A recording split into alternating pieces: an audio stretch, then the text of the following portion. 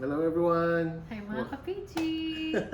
Welcome back sa Kamustahang PG, Kamustahan ng Pilipinas at Guam.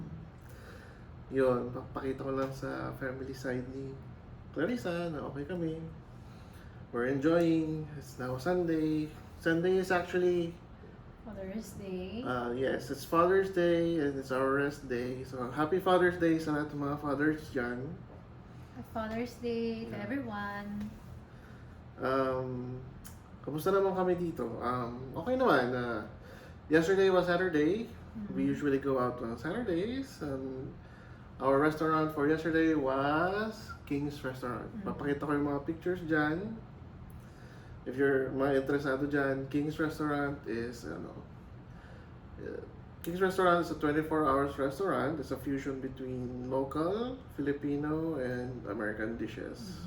So, merong, as far as I know, merong dalawang Kings, isa sa Dededo, and then may isa dito sa Tamuning, malapit sa GPO. Ano masasabi mo, baby, sa Kings? Masarap sila kasi mix of Asian, Filipino, and US. US, yeah, American.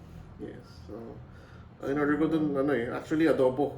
Kasi medyo na-miss ko na. Ako Siya, ribs. Yeah. Which is, medyo local yun. Fusion American.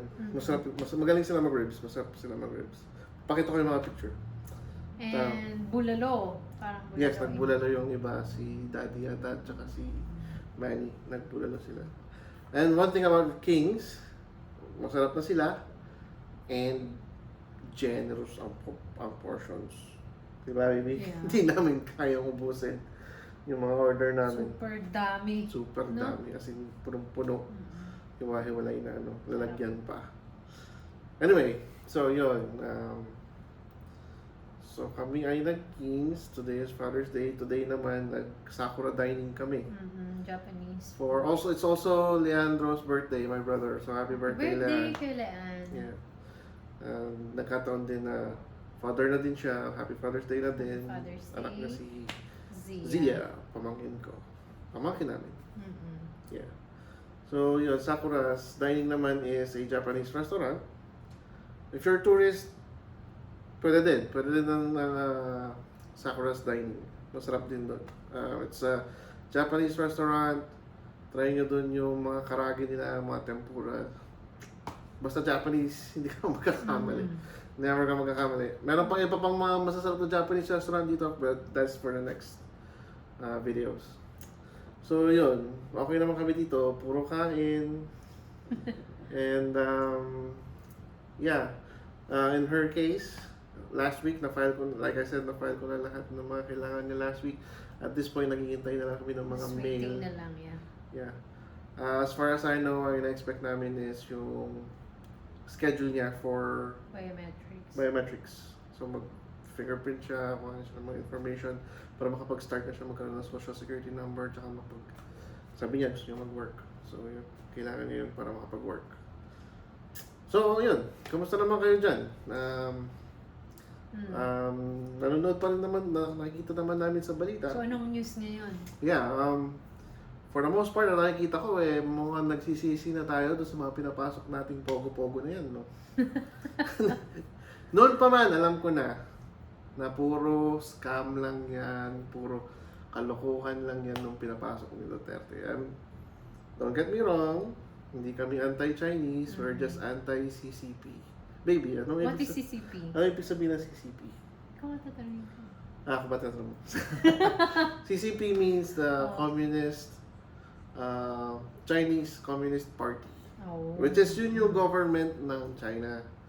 So that being said, hindi kami anti-Chinese, hindi kami galit sa Chinese in general, yun lang government kasi nila ay maraming under the table, may spiya, may hacking, scandal, money, marami silang illegal stuff. Aminin natin, obvious naman, kitang-kita, huling-huli na yan.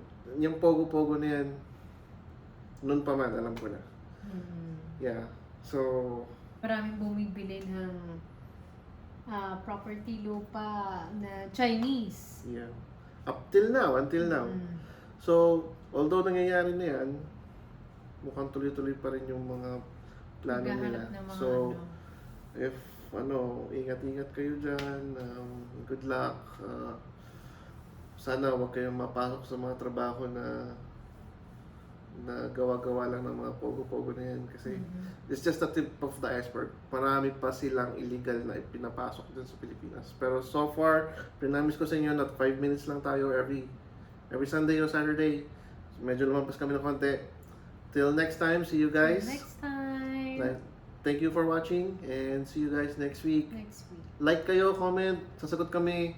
May opinion kami na mali. Ano tingin nyo, may reaction kayo na iba. Sabihin nyo lang. It's open-minded naman kami. It's democracy dito. Freedom of speech, we practice it. So feel free to comment. Even if violent yung reactions nyo, sige lang, comment lang dyan. We'll see you next week. And bye for now. Bye-bye. Bye.